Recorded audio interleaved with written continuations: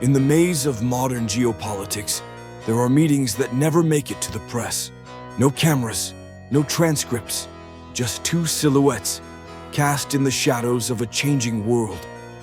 That day, in a windowless room inside a decommissioned military base, a conversation took place.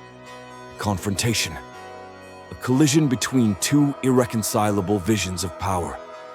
On one side stood Donald Trump, former President of the United States.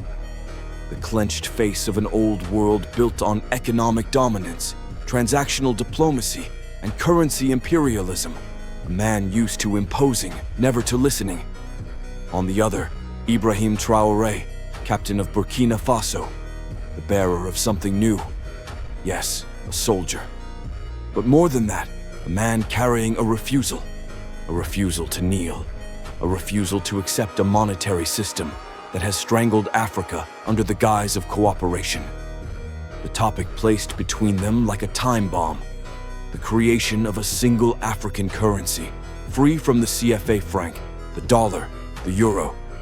A political act, a declaration of monetary war. From the start, the imbalance was clear.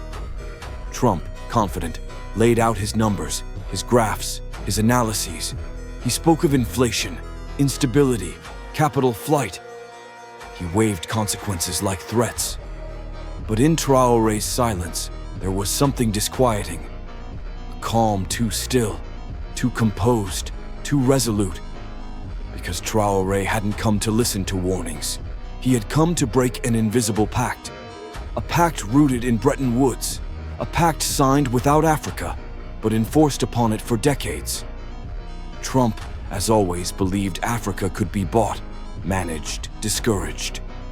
But this time, he faced another generation. One that had read the treaties, one that knew the traps, one that had not grown up in debt, but in humiliation, and who had forged that pain into armor.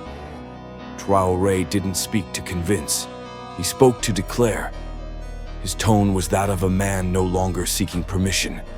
He spoke of unprocessed African resources, of the wealth that leaves the continent daily through ports and digital channels. He spoke of sovereignty, not GDP, of dignity, not credit ratings. Trump raised his voice.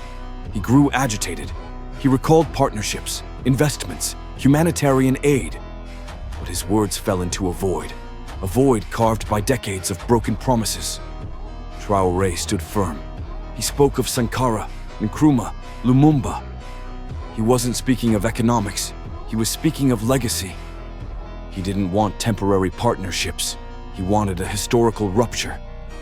The air turned cold. Trump began to realize he had lost the upper hand. But the eyes looking back at him were no longer impressed. They were tired. Tired of waiting. Tired of begging. With clarity and precision, Traoré outlined the blueprint of this future African currency. It would not be pegged to Washington. It would not be printed in Paris. It would not rely on reserves held hostage in foreign banks.